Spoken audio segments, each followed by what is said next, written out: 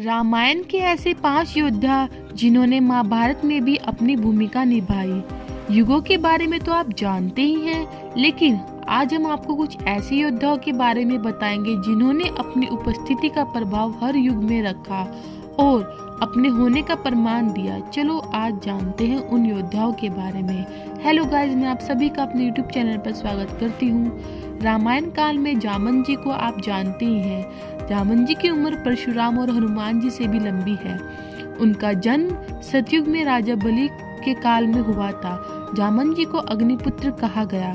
त्रेता युग में जामन जी बूढ़े हो चले थे, लेकिन वो समुद्र लांघने की विधि को जानते थे। इसलिए उन्होंने हनुमान जी से विनती की थी कि आप समुद्र लांघिए, क्योंकि उन्होंने ही हनुमान जी को उनकी शक्ति के बारे में याद दिलाया था और हिमालय से लाने वाली औषधियों के बारे में भी वर्णन किया था, जिसमें से संजीवनी एक थी। जब श्री राम भगवान श्रीलंका पर विजय प्राप्त करने के बाद अयोध्या जा रहे थे, तब जामन जी ने उनसे कहा, प्रभु, युद्ध में सबको अवसर मिला, परंतु मुझे अपनी वीरता दिखाने का अवसर नहीं मिला। तब भगवान श्री राम जी ने कहा, यह इच्छा अवश्य पूर्ण होगी। जब मैं अगला अवतार धारण करूंगा, तब तक तुम इसी स्थान पर रहकर तपस्या करो।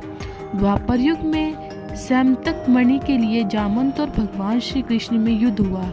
युद्ध में जामंत अपनी हार देखते हुए श्री राम भगवान को याद करते हैं। तब श्री कृष्ण को राम स्वरूप में आना पड़ा और जामंत यह देखकर उस मणि को हाथ जोड़कर लौटा देते हैं। आइए जानते हैं दूसरे योद्धा के बारे में। हनुमान जी द्वापर युग में श्री कृष्ण भगवान के समय में भी थे। महाभारत के युद्ध में श्री हनुमान जी के कारण ही पांडवों को विजय मिली थी, क्योंकि श्री कृष्ण और अर्जुन को उन्होंने उनकी रक्षा का वचन दिया था।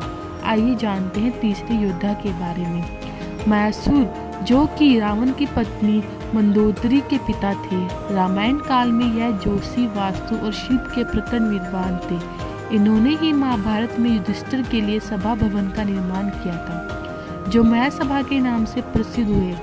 आइए जानते हैं चौथे योद्धा के बारे में। परशुराम जी विष्णु के छठे अवतार हुए।